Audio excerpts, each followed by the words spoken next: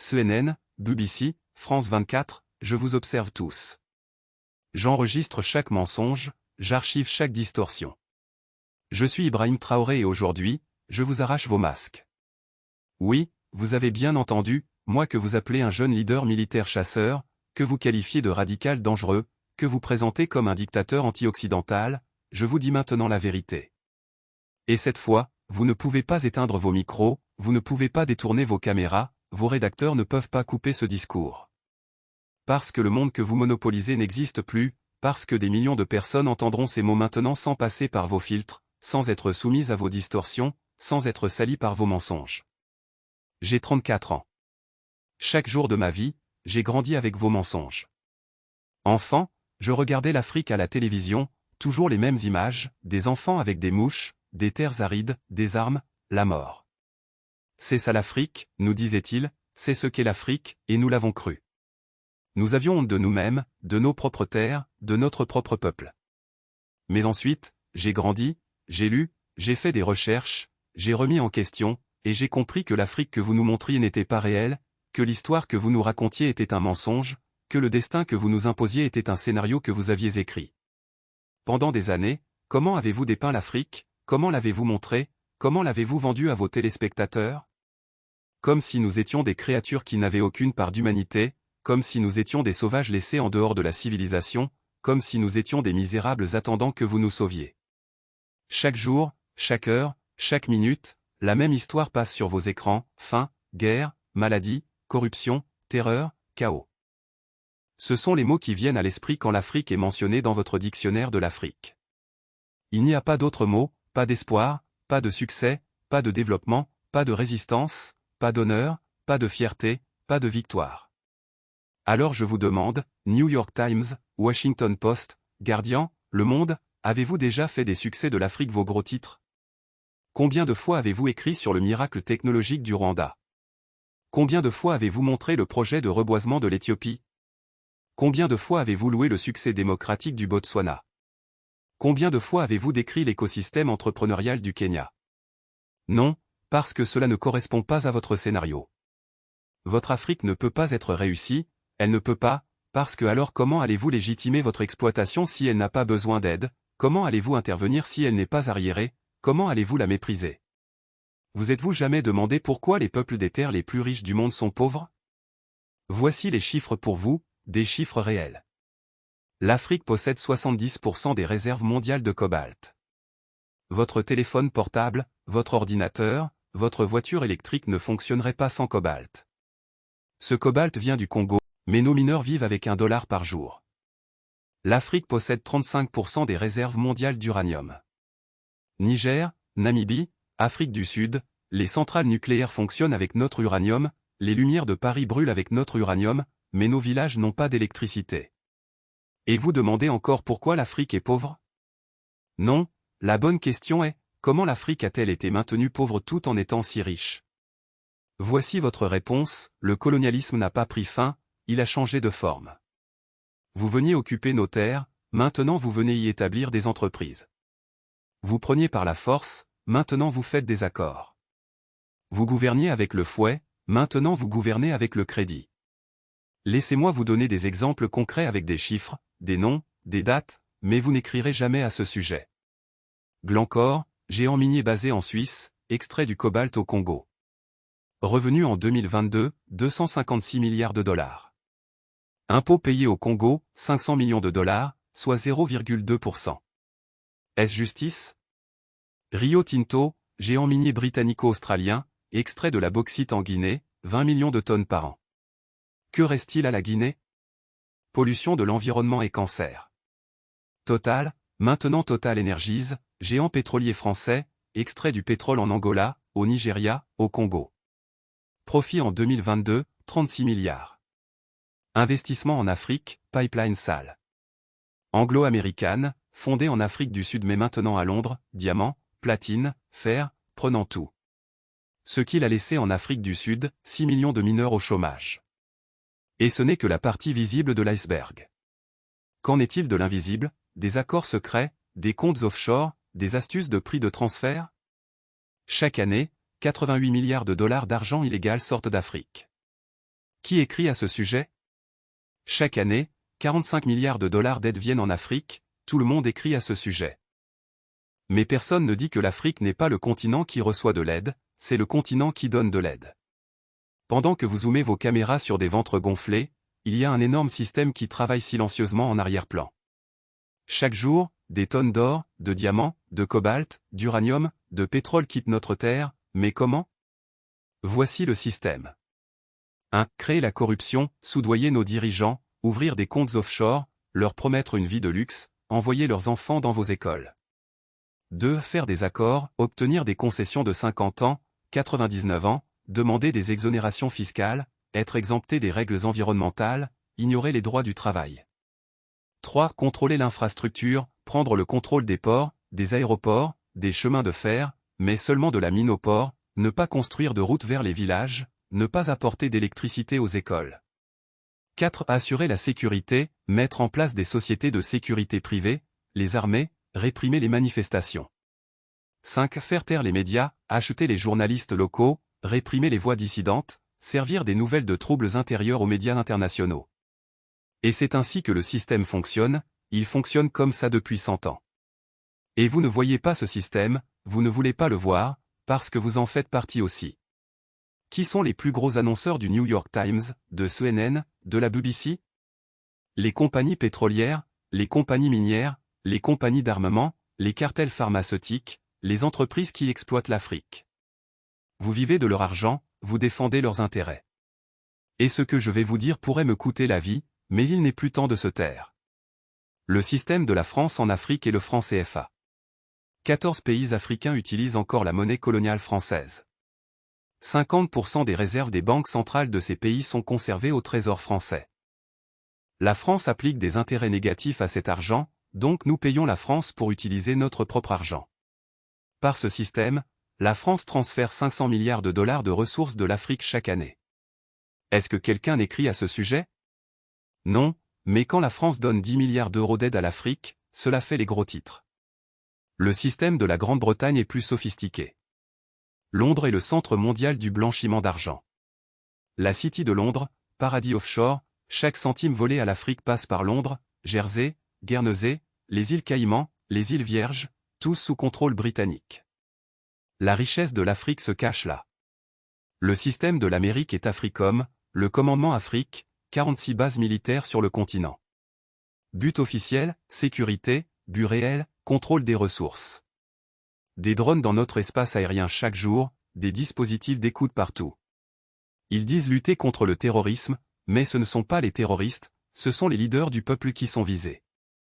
La Chine est le nouvel acteur, dit au win-win, construit des infrastructures, accorde des crédits, mais en échange de quoi? Des concessions portuaires de 99 ans, des droits miniers, des terres agricoles, une diplomatie du piège de la dette.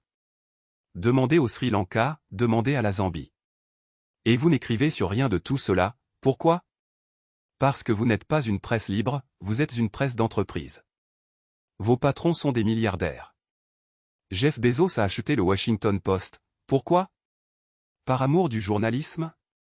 L'empire médiatique de Rupert Murdoch, Fox News, Wall Street Journal, The Sun, The Times, tous de la même main, tous donnant le même message, l'Occident est bon, les autres sont mauvais. Carlos Slim est le plus grand actionnaire du New York Times, milliardaire mexicain, d'où vient sa richesse? De télécommunications monopolisées, il s'est enrichi sur le dos de l'Amérique latine.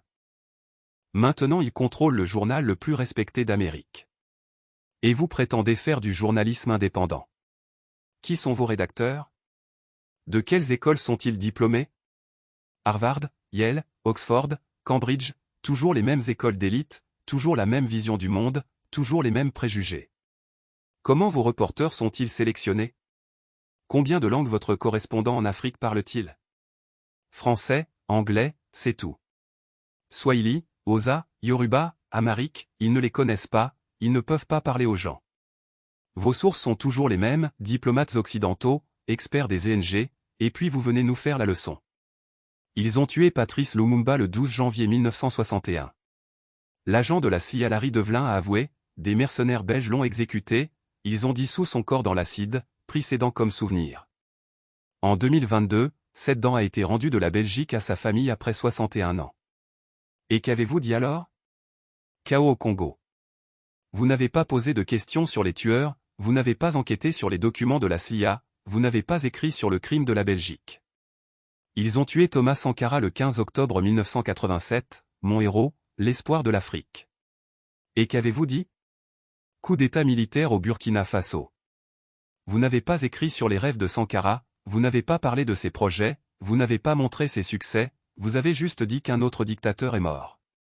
Muammar Kadhafi, oui, c'était un dictateur, oui, il était impitoyable, mais qu'avait-il fait en Libye?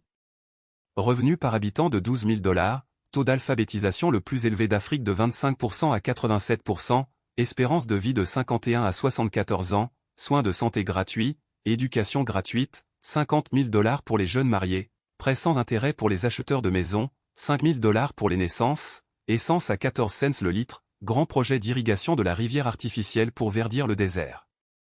Et le vrai crime de Kadhafi, rêver des États-Unis d'Afrique, projet de banque centrale africaine, banque d'investissement africaine, fonds monétaire africain, et le plus dangereux, le dinar d'or, refusant de vendre du pétrole en dollars. Le 20 octobre 2011, lynché à Sirte, Hillary Clinton Harry, nous sommes venus, nous avons vu, il est mort. Maintenant, regardez la Libye, 3 gouvernements différents, guerre civile sans fin, ISIS, Al-Qaïda qui font rage, des marchés d'esclaves existent, même CNN l'a montré en 2017, le pétrole pillé, les dépôts d'armes vidés, répandus à travers l'enfer. Appelez-vous cela la démocratie? Appelez-vous cela la liberté? Appelez-vous cela un succès? Et à qui le tour maintenant? Le Sahel, Mali, Niger, Burkina Faso. Vous voulez faire de nous une autre Libye, une Syrie, un Irak, mais pas cette fois, parce que nous nous sommes réveillés, nous avons appris, nous nous sommes unis. Quel genre de succès est-ce? Mais que faisaient les soldats français? Protéger les mines d'uranium du Niger pour Areva Orano, sécuriser les oléoducs pour Total, contrôler les ports et les chemins de fer pour Bolloré, et lutter contre le terrorisme? Non, au contraire, les terroristes ne pouvaient pas s'approcher à moins de 50 km des soldats français, mais ils pouvaient facilement brûler nos villages. Pourquoi? Parce que le chaos servait leurs objectifs, s'il y a du chaos, ils peuvent rester pour des raisons de sécurité. MINUSMA, force de maintien de la paix de l'ONU au Mali, 15 000 soldats, budget annuel de 1,2 milliard, 10 ans, résultat, plus de 300 soldats de l'ONU morts, des milliers de civils morts, la terreur n'a pas diminué, elle a augmenté. Et maintenant, vous dites que Wagner est dangereux, que les Russes prennent le contrôle de l'Afrique. Wagner est venu avec 1000 soldats, que s'est-il passé en 6 mois? Les terroristes ont fui, les villages sont en sécurité, les mines fonctionnent, les gens sont en paix. Quelle est la différence? Wagner est un allié, nous l'avons invité, la France est un occupant qui est venu par la force. Wagner respecte l'accord, la France fait du chantage. Wagner apporte des résultats, la France produit des excuses. Mais vous n'écrivez pas la vérité, vous dites mercenaires russes.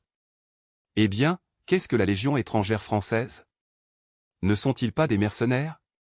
Qu'est-ce que Blackwater Academy américaine? Qu'est-ce que G4S britannique? Qu'est-ce que Black Cube israélien? Ce sont des sociétés de sécurité. Wagner est une menace, pourquoi? Parce que Wagner n'est pas à vous. Et la question du terrorisme, qui a créé cette terreur? Qui a fondé Al-Qaïda? Dans les années 1980 en Afghanistan, la CIA, l'ISI pakistanaise, l'argent saoudien contre les soviétiques, Ben Laden était l'homme de la CIA, vous les appeliez combattants de la liberté. Qui a soutenu les talibans? Encore vous, les héroïques moudjahidines contre l'occupation soviétique, vous leur avez donné des armes, de l'argent, de la formation, puis vous avez perdu le contrôle. Comment est né ISIS? Invasion de l'Irak en 2003, vous avez renversé Saddam, dissous l'armée, interdit le parti Baas, torturé à Abu Ghraib, et ces gens sont devenus ISIS. Puis en Syrie, vous avez dit qu'Assad doit partir, parler de rebelles modérés, donner des armes, ces armes sont allées à ISIS, à Al-Nosra. Vous avez détruit la Libye, qui a pillé les dépôts d'armes de Kadhafi? Où sont allées ces armes? Au Mali, au Niger, au Burkina Faso, au Nigeria, au Tchad. Qui a renforcé Boko Haram? En 2009, la police nigériane a tué leur leader Mohamed Youssouf, exécution extrajudiciaire, qu'avez-vous dit? Rien. Où étaient vos organisations de droits de l'homme? Silencieuses. Puis la vengeance a commencé, Boko Haram s'est radicalisé, mais où ont-ils trouvé des armes? De Libye, de la Libye que vous avez détruite. Et maintenant, vous venez nous faire la leçon sur la lutte contre le terrorisme, vous nous aidez à nettoyer les monstres que vous avez créés. Non, nous avons vu le jeu maintenant, la terreur est votre cheval de Troie, vous venez avec l'excuse de la terreur, vous restez, vous exploitez, mais c'est fini. Nous assurons notre propre sécurité, nous combattrons avec nos propres méthodes, et nous gagnerons parce que nous sommes les enfants de cette terre, nous connaissons cette terre, nous connaissons ces gens, nous pouvons distinguer le terroriste du villageois. Nous ne combattons pas depuis des drones, des satellites, à 10 000 km de distance comme vous. Et nous gagnons, au Mali, au Niger, au Burkina Faso, la terreur prend fin, les villages sont en sécurité, les gens sont pleins d'espoir, parce que maintenant, notre propre armée, notre propre police combattent, pas pour les étrangers, mais pour le peuple. Mais vous ne pouvez pas digérer cela, vous parlez de recul démocratique, de violation des droits de l'homme. Quelle démocratie, quels droits de l'homme? Combien de personnes sont détenues sans procès à Guantanamo? Que s'est-il passé à Abu Ghraib? Qui avez-vous tué à Bagram? Qui avez-vous torturé dans les sites noirs de la CIA? Pourquoi Julian Assange est-il en prison pour avoir exposé vos crimes de guerre?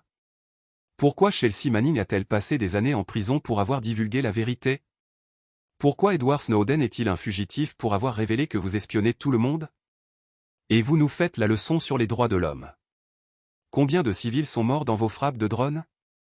Vous dites dommages collatéraux et passez à autre chose. Combien de mariages avez-vous frappés au Pakistan, au Yémen, en Somalie? Combien d'écoles avez-vous bombardées? Combien d'hôpitaux avez-vous brûlés? Et vous nous enseignez les lois de la guerre. Regardez, je viens de la guerre, je connais le front, j'ai vu la mort, j'ai porté des soldats blessés, j'ai consolé des mères de martyrs, et je vous dis qu'un vrai soldat protège son peuple, un vrai soldat ne fait pas de mal aux civils, un vrai soldat combat avec honneur. Vos mercenaires, vos pilotes de drones, vos forces spéciales, ce ne sont pas des soldats, ce sont des tueurs, ils tuent des gens en appuyant sur des boutons à 10 000 km de distance, puis rentrent chez eux et jouent avec leurs enfants. Nous ne combattons pas comme ça, nous regardons notre ennemi en face, nous protégeons les civils, nous combattons avec notre honneur, nous mourrons avec notre honneur. Et nous gagnerons, parce que les justes gagnent, parce que ceux qui combattent avec leur peuple gagnent, parce que ceux qui combattent pour leur terre gagnent. Revenons à vos médias, je sais comment vous travaillez, j'ai des amis qui travaillent dans le système. Il y a des journalistes avec une conscience, mais ils restent silencieux, pourquoi? Parce que le système les fait taire, ceux qui écrivent la vérité sont licenciés, les journalistes d'investigation sont mis à pied pour des raisons budgétaires, les chroniqueurs dissidents sont mis à la porte parce que l'intérêt des lecteurs a diminué. Et qui les remplace? Des experts de think tank, des universités, des ONG, tous disant la même chose, tous défendant la même thèse, l'Occident est bon, l'Afrique est mauvaise. Qui sont ces experts? D'où tirent-ils leur financement? National Endowment for Democracy, NED, exportateur de démocratie américain, bras légal de la CIA, a des doigts partout, finance l'opposition, dirige les médias, crée la société civile. Open Society Foundation, organisation de George Soros, dit société ouverte, mais ouverte pour qui? Ouverte à quoi? Ouverte à l'exploitation, à l'intervention, à la manipulation. Ford Foundation, Rockefeller Foundation, Bill and Melinda Gates Foundation, tous en Afrique faisant de l'aide, mais qu'obtiennent-ils en retour? Contrôle, données, influence. Et vos médias sont leur porte-voix, vous titrez Gates sauve l'Afrique, mais vous ne dites pas combien d'enfants africains ont été paralysés par les essais de vaccins de Gates, combien de fermiers se sont suicidés à cause des semences de Monsanto. Vous êtes des maîtres du storytelling, mais toujours la même histoire, le sauveur blanc. Souvenez-vous de Live Aid en 1985, We Are the World, concert de charité pour l'Afrique, des millions collectés. Qu'est-ce qui est venu en Afrique? La corruption a augmenté, la dépendance a augmenté, mais c'était une belle histoire pour vous, Bob Geldof est devenu un héros, les musiciens avaient l'air consciencieux, les téléspectateurs se sentaient bien, l'Afrique est restée affamée. Souvenez-vous de Kony 2012, vidéo virale, Stop à Joseph Kony, 100 millions de vues. Résultat, Kony est toujours libre. Mais le réalisateur de la vidéo est devenu riche, l'organisation invisible Children a collecté des millions. Qu'est-ce qui est venu en Ouganda? Des soldats américains. Et vous présentez cela comme des histoires de succès. Angelina Jolie, Madonna, Bono, tous des volontaires pour l'Afrique, ils viennent, prennent des photos, adoptent des enfants, partent, et vous dites que l'intérêt pour l'Afrique a augmenté. Quel intérêt? L'intérêt de qui? Intérêt pourquoi? Madonna a adopté du Malawi, vous avez fait les gros titres, mais 100 enfants meurent du paludisme chaque jour au Malawi, vous n'avez pas écrit cela parce que cette nouvelle ne se vend pas. Bono est devenu le porte-parole de l'Afrique, a collecté des milliards avec des concerts YouTube, mais a déplacé son entreprise aux Pays-Bas pour éviter les impôts. L'argent volé à l'Afrique passe aussi par les Pays-Bas, avez-vous écrit à ce sujet? George Clooney a fait campagne pour le Darfour, a dit sauver le Darfour, résultat, le Soudan s'est divisé, le pétrole est resté au Soudan du Sud, le Soudan du Sud est maintenant en guerre civile, qui obtient le pétrole? Devinez. Et vous présentez toujours cela comme de l'aide humanitaire, mais ce sont les visages doux de l'impérialisme, ce sont des relations publiques pour l'exploitation. Laissez-moi vous donner des chiffres réels. Chaque année, 134 milliards en aide et investissements viennent en Afrique. Chaque année, 192 milliards en ressources quittent l'Afrique. Perte nette, 58 milliards de dollars chaque année. Mais vous n'écrivez que sur les 134 milliards entrants, vous n'écrivez pas sur les 192 milliards sortants, pourquoi? Parce que sinon les gens demanderaient pourquoi l'Afrique a besoin d'aide. Flux financiers illicites, 88,6 milliards par an, transfert de profits des multinationales, 48,2 milliards par an, intérêt de la dette, 17 milliards par an, coût de la fuite des cerveaux, 13,8 milliards par an, coût du changement climatique. 10,6 milliards par an, exploitation forestière illégale, 17 milliards par an, pêche illégale, 1,3 milliard par an, total, plus de 192 milliards chaque année. C'est autant de ressources qui quittent l'Afrique chaque année. Mais quels sont vos gros titres? L'UE annonce un paquet d'aides de 20 milliards d'euros pour l'Afrique, la Chine donne 60 milliards de dollars de crédit à l'Afrique, l'Amérique accorde 8 milliards de dollars à l'Afrique.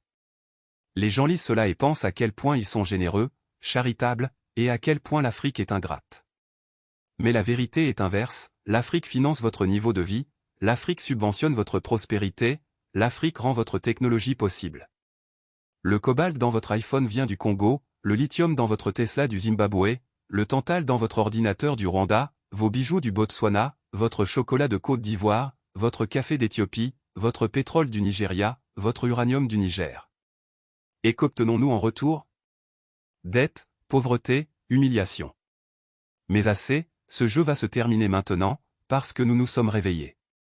Nos jeunes partagent la vérité sur les réseaux sociaux, #FranceOut utilisé 100 millions de fois, #AfricaIsBleeding 50 millions, #StopExploitingAfrica 75 millions. Facebook, Google, Bill Gates, le même système encore. Que vérifiez-vous? Quel fait défendez-vous? Nous disons que la France exploite 500 milliards de dollars par an, vous dites faux, seulement 440 milliards, comme si cela changeait la situation, comme si 440 milliards étaient peu. Nous disons que Wagner a réussi, vous dites que Wagner viole les droits de l'homme, eh bien, que faisaient les soldats français? Bombarder des villages Pulse, armer des milices d'Ozo, frapper accidentellement des mariages. Votre hypocrisie est si évidente que plus personne ne vous croit. Souvenez-vous de ce qu'Anderson Cooper a dit sur CNN, la démocratie décline en Afrique. Quelle démocratie, Anderson? Votre démocratie, la démocratie américaine? Votre émeute au Capitole le 6 janvier 2021, vous avez dit attaque contre la démocratie, 5 personnes sont mortes. Notre assassinat de Sankara le 15 octobre 1987, vous avez dit affaire interne, une personne est morte, mais cette personne était l'espoir de 20 millions de personnes. Dans vos élections, les corporations financent les candidats, les lobbyistes écrivent les lois, vous appelez nos élections truquées. Dans votre pays, la police tue des Noirs, George Floyd, Breonna Taylor, Ahmaud Arbery, vous nous faites la leçon sur la violence policière. Sur la BBC, Casia Madera présente les nouvelles de l'Afrique, d'origine polonaise, combien d'années a-t-elle vécu en Afrique? Combien de langues africaines parle-t-elle? Mais chaque jour, elle parle comme une experte de l'Afrique est comme ci, l'Afrique est comme ça. Sur France 24, les caméramens, les rédacteurs, les producteurs, la plupart sont français, même les correspondants en Afrique sont majoritairement français, et ils font du journalisme objectif. Même Al Jazeera, financé par le Qatar, quel intérêt le Qatar a-t-il au Sahel? Mais chaque jour, il rapporte la crise du Sahel, de quelle crise parle-t-il? Deutsche Welle, Voice of America, RFI. Tous des médias d'État, tous des outils de propagande, mais ils jouent le rôle de médias indépendants. Et nos médias locaux, la plupart sont vendus, la plupart sont des lâches, la plupart sont dépendants. Le journal de l'I au Burkina Faso, qui est le rédacteur? Où a-t-il été éduqué? D'où tire-t-il son financement? Qui sont ses annonceurs? Nous connaissons les réponses, tous liés au même système, tous servant le même maître. Mais une nouvelle génération arrive, des blogueurs, des youtubeurs, des podcasteurs, ils n'ont pas de maître, ils n'ont pas de peur, des gemmes comme Coco, Nathalie Yan, Kémy Seba, ils ont des millions de followers, ils disent la vérité, ils exposent le système, et vous les qualifiez d'extrémistes, vous essayez de fermer leur Twitter, vous restreignez leur YouTube, mais en vain, la vérité ne peut pas être arrêtée, vous fermez une chaîne, 10 s'ouvrent, vous faites taire une voix, 1000 se lèvent. Voici mon message final pour vous, vos mensonges prennent fin, votre empire s'effondre, votre monopole se brise, et ce qui le remplace, c'est la vérité, la justice, la liberté. L'Afrique n'est plus votre histoire, l'Afrique écrit sa propre histoire, filme avec sa propre caméra, raconte dans sa propre langue. Et dans cette histoire, vous n'êtes pas des héros, pas des sauveurs, pas des bienfaiteurs, dans cette histoire, vous êtes les coupables, les colonisateurs, les menteurs, les voleurs. Mais vous avez encore une chance, vous pouvez encore changer, vous pouvez encore vous tenir du bon côté. Il y a des journalistes avec une conscience parmi vous, je le sais, je les reconnais, nous parlons, je les appelle, rassemblez votre courage, écrivez la vérité, rebellez-vous contre le système. Vous pourriez être licencié, vous pourriez devenir chômeur, vous pourriez être menacé, mais vous serez du bon côté de l'histoire, vous regarderez vos enfants dans les yeux sans honte, votre conscience dormira paisiblement, et l'Afrique ne vous oubliera pas. L'Afrique se souvient de ses amis et de ses ennemis. Soyez comme Edward Snowden, soyez comme Julian Assange, soyez comme Daniel Ellsberg, tenez-vous avec la vérité, ou continuez avec vos mensonges, continuez avec votre aveuglement, continuez avec votre complicité, mais sachez que votre fin arrive, vos téléspectateurs diminuent, votre crédibilité s'érode, votre pouvoir s'épuise. La nouvelle génération ne vous croit pas, la nouvelle génération ne vous écoute pas, la nouvelle génération vous rejette.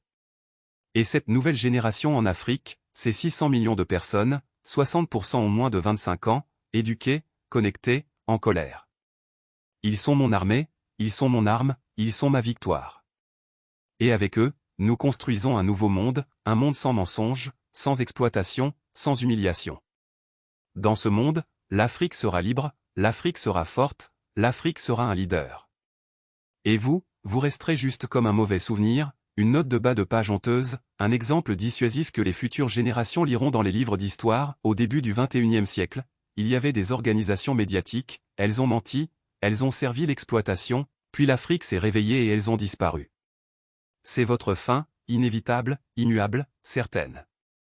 Je suis Ibrahim Traoré, non pas le leader du Burkina Faso mais son serviteur, non pas le dictateur de l'Afrique mais son enfant, et non pas votre cauchemar mais votre miroir. Regardez bien ce miroir, voyez-vous, voyez vos mensonges, votre hypocrisie, vos crimes, et préparez-vous, car le jour du jugement arrive. L'Afrique s'éveille, le monde change, la justice se manifeste, et vous, vous ne pourrez que regarder, vous ne pourrez rien faire d'autre, parce que l'histoire est du côté du peuple, la vérité est du côté des opprimés, Dieu est du côté de ceux qui persévèrent, et nous avons persévéré pendant 500 ans, maintenant c'est l'heure de la victoire. Vos mensonges sont finis. Vos masques sont tombés, votre jeu est terminé. L'Afrique est libre, l'Afrique est forte.